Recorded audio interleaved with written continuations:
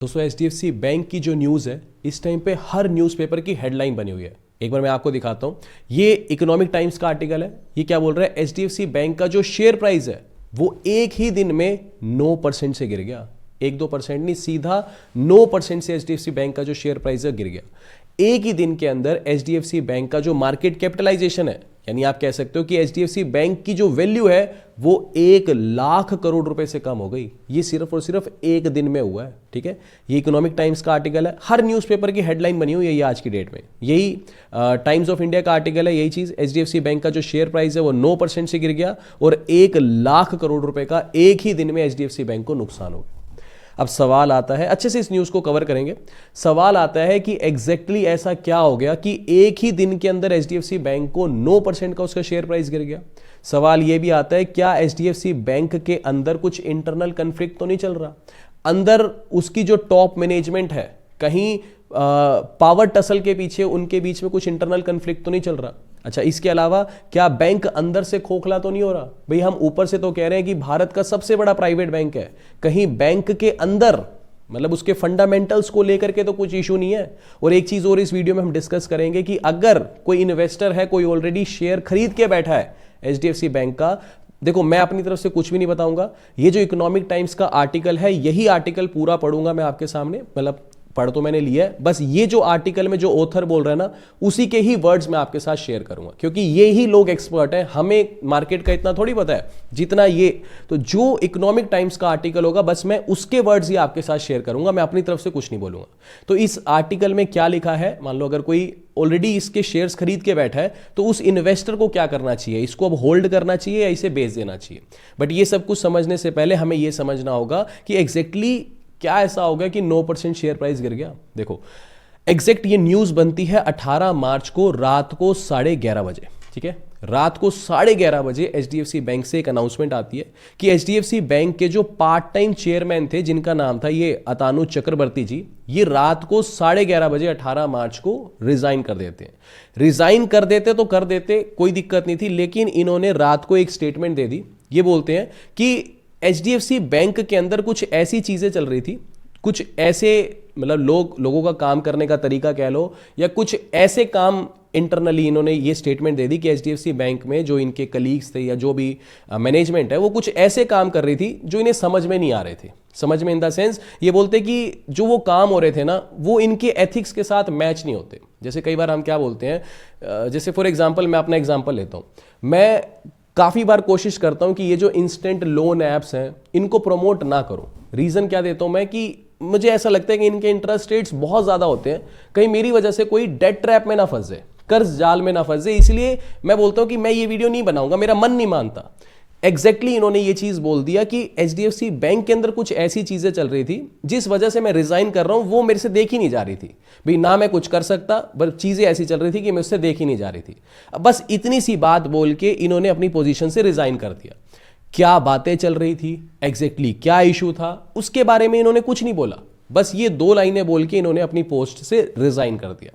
जैसे ही ये न्यूज बाहर आई तो इन्वेस्टर्स के मन में एक तरह से पैनिक मोड क्रिएट हो गया और सडनली 9% एचडीएफसी बैंक का शेयर प्राइस गिर गया, जिस वजह से एचडीएफसी बैंक को एक ही दिन में 1 लाख करोड़ रुपए का नुकसान हो गया। इमीडिएटली इनके रिजाइन करने के बाद केकी मिस्त्री जी को एकदम तुरंत टेम्परेरी चेयरमैन घोषित कर दिया जाता है, यानी इनको एक तरह से नया चेयरमैन बना दिया जाता है एचडीएफसी बैंक का।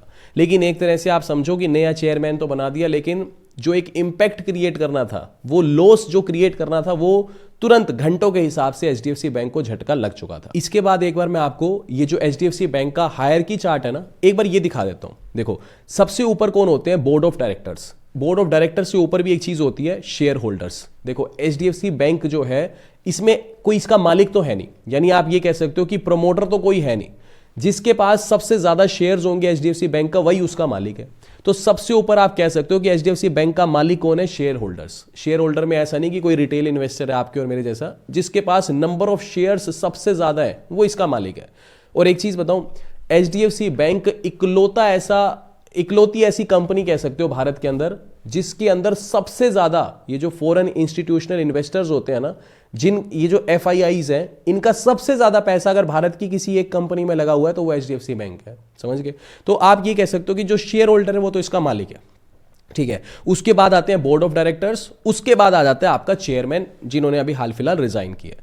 चेयरमैन का एज सच डायरेक्ट कोई रोल नहीं होता बैंक को चलाने में भी, ऐसा नहीं कि current account, retail head, bank चलाने में कोई काम नहीं है चेयरमैन का। चेयरमैन का सिर्फ यही काम है कि बोर्ड ऑफ डायरेक्टर्स के साथ मीटिंग करना, ये डिसीजन लेना कि बैंक अब किस डायरेक्शन में काम करेगा, बैंक के जो राइवल बैंक्स हैं जैसे आईसीआईसीआई, एसबीआई, इनसे कैसे कंपीट करेगा, मतलब सिर्फ और सिर्फ स्ट्रेटेजी बनाना। बैंक के रोजमर्रा भाई आज कितना कासा कैलकुलेट हुआ, कितने करंट अकाउंट खुले, सेविंग अकाउंट, इससे कोई लेना देना नहीं होता चेयरमैन का। इससे किसका लेना देना होता है? जो सीईओ होता है, एमडी एंड सीईओ होता है ना, उसका लेना देना होता है कि बैंक कैसे फंक्शन करेगा। ठीक है, और उसके बाद आ जाती है आपकी सीनियर मैनेजमेंट। अच्छी बात यह है कि जो एमडी एंड सीईओ है ये साल 2020 से सेम ही इंसान है, जिनका नाम है शशिधर जगदीशन जी। ये साल 2020 से सीईओ है एचडीएफसी बैंक के। यानी आप कह सकते हो कि एचडीएफसी बैंक की जो फंक्शनिंग है उसमें कोई इंपैक्ट नहीं आया। बस चेयरमैन ने रिजाइन दिया, रिजाइन तो दिया, बस एक दो लाइन ऐसी बोल दी जिस वजह से सीधा 9% का एचडीएफसी बैंक को नुकसान हो गया। बाकी आप ये स्क्रीनशॉट देख सकते हो कि डिप्टी एमडी कौन है, एग्जीक्यूटिव डायरेक्टर कौन है, और अभी ये जो नए चेयरमैन है ये के मिस्त्री जी बने हैं। ठीक है, खैर थोड़ा और आगे बढ़ते हैं। अब एक सवाल आता है कि ये जो 1 लाख करोड़ रुपए का नुकसान है, भाई हमने ये तो देख लिया कि 9% का जो शेयर है वो गिर गया। ये बार बार न्यूज आ रही है कि 1 लाख करोड़ रुपए का नुकसान हो गया। ये एग्जैक्टली होता क्या है? देखो, ये होता है मार्केट कैपिटलाइजेशन। ठीक है जी, मार्केट कैपिटलाइजेशन का ये फॉर्मूला ये होता है कि शेयर प्राइस इनटू में total number of outstanding shares. ठीक है, ये जो टोटल शेयर्स हैं ये चाहे प्रोमोटर के पास हो, ठीक है जी, या रिटेल इन्वेस्टर के पास हो, या एफआईआईज के पास हो, या फिर किसी म्यूचुअल फंड हाउस के पास हो, किसी के पास भी हो, जितने भी टोटल आउटस्टैंडिंग शेयर्स हैं, यानी जितने भी शेयर एचडीएफसी बैंक के मार्केट में एग्जिस्ट करते हैं, ये सारे के सारे ये शेयर्स हो गए। इसको मल्टीप्लाई कर लो कि उसका जो शेयर प्राइस है, पहले शेयर प्राइस ज्यादा था, सडन 9% गिर गया तो ये शेयर प्राइस कम हो गया, जिस वजह से मार्केट कैपिटलाइजेशन यानी उसका 1 लाख करोड़ रुपए कम हो गया। यानी मार्केट कैपिटलाइजेशन को आप ये भी कह सकते हो कि आज की डेट में एचडीएफसी बैंक की जो मार्केट वैल्यू है, कंपनी कितने प्राइस की है, एक तरह से आप इनडायरेक्टली ये भी बोल सकते हो कि अगर आज एचडीएफसी बैंक की टोटल वैल्यू निकाली जाए कि ये कितने रुपए की कंपनी है, उसे मार्केट कैपिटलाइजेशन बोला जाता है। तो एक ही दिन में इस कंपनी की जो वैल्यू है वो 1 लाख करोड़ रुपए से गिर गई। समझ के बात को? खैर इंपैक्ट बहुत बड़ा है। इंपैक्ट इतना बड़ा है कि एचडीएफसी बैंक कोई छोटी मोटी कंपनी थोड़ी है।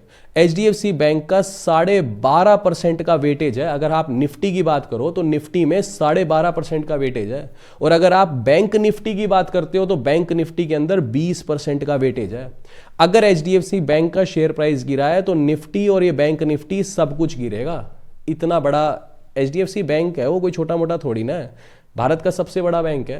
ठीक है, एक तो आप ये समझो पहले से ही हमारा जो मार्केट है, इंडियन मार्केट है, स्टॉक मार्केट है, वो पहले से ही नीचे जा रहा है। पहले से ही आपका ये ईरान का यूएसए का कन्फ्लिक्ट चला है, इसराइल का कन्फ्लिक्ट चला है। पहले से ही क्रूड ऑयल के प्राइसेस बढ़ रहे हैं, एलपीजी का शॉर्टेज है, जिस वजह से इंडियन मार्केट परफॉर्म नहीं कर रहे। और उसके बाद सडन इस न्यूज़ को तो ये बोला जा रहा है कि बिन बुलाई बुरी खबर है ये तो। ठीक है, इंडियन मार्केट के लिए बिना बुलाई ये बुरी खबर है भी। अगर उनको वो 2 लाइन ना बोलते तो एचडीएफसी बैंक ठीक ठाक चल ही रहा था, क्या दिक्कत थी किसी को? वो 2 लाइन बोलने की वजह से 9% तो एचडीएफसी बैंक गिरा है, तो ये 9% गिरा है तो क्या इंडियन स्टॉक मार्केट नहीं गिरेगी क्या? उसके ऊपर भी तो नेगेटिव इंपैक्ट आएगा।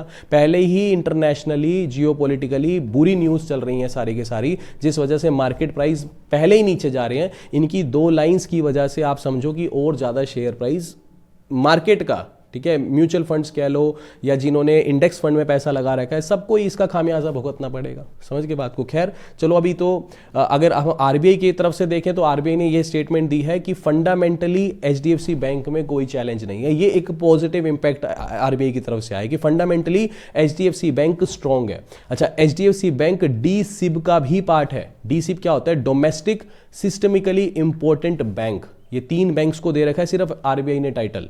ठीक है, डीसिब का पहला एचडीएफसी बैंक, दूसरा आईसीआईसीआई बैंक, एचडीएफसी, आईसीआईसीआई और state bank of India. In 3 banks को आरबीआई बोलता है टू बिग टू फेल। ठीक है, टू बिग टू फेल का मतलब ये होता है कि इसका मतलब ये नहीं होता कि इतने बड़े हैं कि ये कभी फेल नहीं हो सकते। इसका मतलब ये होता है कि अगर ये फेल हो गए तो फिर सबको ही ले डूबेंगे। हम तो डूबे डूबे सनम, तुम्हें और ले डूबे। तो इसका मतलब ये होता है टू बिग टू फेल। इसका मतलब ये होता है कि आरबीआई, भारत सरकार इन बैंक्स को डूबने ही नहीं देगी। टू बिग टू फेल का मतलब ये होता है कि अगर ये डूबे तो सरकार को इंटरवेंशन करना पड़ेगा, चाहे किसी भी हद तक जाके करना पड़े। ये इतने बड़े इंस्टीट्यूट्स हैं, इसीलिए इनको डीसिप बोला जाता है। इसीलिए ये एचडीएफसी बैंक कोई मजाक नहीं है, ठीक है। अगर ये बैंक गया तो आप समझो कि बैंकिंग अर्थव्यवस्था हिल गई पूरी की पूरी भारत की। तो इसीलिए सरकार ने, आरबीआई ने इनको टाइटल दे रखा है डीसिप का, डोमेस्टिक सिस्टमिकली इंपॉर्टेंट बैंक्स। अगर ये डूबे तो किसी भी हद तक जाके सरकार इंटरवेन करेगी और इन बैंक्स को बचाएगी। तो ये चीज है, ठीक है। तो इसलिए बहुत इंपॉर्टेंट हो जाते हैं ये बैंक। अच्छा, अब जैसे आरबीआई ने बोला कि फंडामेंटली बैंक स्ट्रोंग है, बैंक को कोई दिक्कत नहीं है, तो ये एक अच्छी न्यूज़ है। एक्सपर्ट्स इकोनॉमिक टाइम्स में जितने भी आर्टिकल छपे हैं सब जगह ये बोल रहे हैं कि ये एक टेम्परेरी पैनिक है। समझ के बात को, तो बहुत ज़्यादा घबराने की जरूरत नहीं है, टेम्परेरी पैनिक है। हो सकता है हल्की फुल्की और भी करेक्शन आए, 1-2% और भी शेयर प्राइस गिर जाए, बट टेम्परेरी पैनिक है, ये दोबारा से रिकवर करेगा। और दूसरी बात, कई लोग तो इसको ये बोल रहे हैं बाय ऑन डिप्स का ये मौका है कि अभी ये शेयर प्राइस था, ये नीचे आया है, तो अभी डिप आया ना, तो यहां पे खरीदने की एक अपॉर्चुनिटी भी कुछ लोग बता रहे हैं। अगेन, मैं कुछ सलाह नहीं दे रहा, ठीक है। अगर मुझे पता होता कि ये दोबारा रिकवर करेगा ही करेगा 100%, तो मैं अपनी सारी धन संपत्ति इसी में डाल देता, ठीक है। तो हम सिर्फ एक डिस्कशन कर रहे हैं, एजुकेशनल पर्पज से वीडियो को समझ रहे हैं, मैं कोई रिकमेंडेशन नहीं दे रहा। जैसा लिखा है वैसा मैं बस आपको समझा रहा हूं, ठीक है। कोई रिकमेंडेशन नहीं है कि आप इसके अंदर पैसा डालो नहीं डालो, वो आपकी कंप्लीट चॉइस है, या फिर किसी एक्सपर्ट की आप सलाह लेना। ये सिर्फ और सिर्फ एक एजुकेशनल वीडियो है। अच्छा, दूसरी तरफ ये जो राइटर्स होते हैं ना किसी भी बड़े बड़े अखबारों के, बड़े समझदार होते हैं। एक तरफ बोलेंगे कि बाय ऑन डिप्स की अपॉर्चुनिटी है, दूसरी तरफ कंसर्न भी रेज कर देंगे। कंसर्न क्या रेज किया है? बोले कि if governance issue is proved, अगर मान लो कुछ ना कुछ गवर्नेंस इशू निकल गया, बैंक की मैनेजमेंट के अंदर कुछ गड़बड़ी निकल गई, तो फिर एक कंसर्न है, ये और भी नीचे जा सकता है। दूसरी चीज, अगर रेगुलेटरी एक्शन ले लिए गए, मान लो अगर आरबीआई इंटरवेन करता है और कुछ ना कुछ ऑडिट के लिए बोल देता है, कुछ ना कुछ ऐसा ऑडिट निकलवा देता है कि चलो इसकी तहकीकात करनी पड़ेगी, कुछ इंटरनल एक्चुअल में तो प्रॉब्लम नहीं है, अगर कुछ रेगुलेटरी एक्शन ले लिए गए तब भी शेयर प्राइस नीचे जाएगा। तो दोनों बातें लिख देते हैं वो। समझ के बात को? देखो, एक सिंपल सी बात बोलूं, ये मार्केट ऐसी चीज है, किसी के ऊपर आंख बंद करके कभी विश्वास मत करना। सिंपल सी चीज है, आज सुनोगे, पैसा लगा दोगे, ठीक है, बाई चांस किस्मत से वो बढ़ गया, आप मानोगे कि ये बंदा हीरो है, लेकिन गिर गया आप कहोगे ये बंदा बेकार है। किसी को कुछ नहीं पता। अगर यही बंदे को पता हो कि मार्केट ऊपर जाएगी कि नीचे जाएगी, इसको 100% पता हो, तो ये आज मुकेश अंबानी से ज्यादा अमीर इंसान नहीं बन जाएगा। अपने आप से पूछ के देखो। तो कोई भी यूट्यूब पे वीडियो देखते हो, किसी की सलाह मत लिया करो। जब पैसा इन्वेस्ट करो अपने दिमाग से इन्वेस्ट करो। सिंपल सी चीज, खुद से पूछ के देखो। भाई लोग बोलते हैं इसमें इन्वेस्ट कर दो, ये सही है, ऐसा होने वाला है, वैसा होने वाला है, बहुत बुद्धिजीवी बनते हैं लोग, ठीक है। मैंने आपको स्टार्टिंग में क्या बोला, मैं अपनी तरफ से कुछ नहीं बताऊंगा, मैं किसी वीडियो में बताता भी नहीं।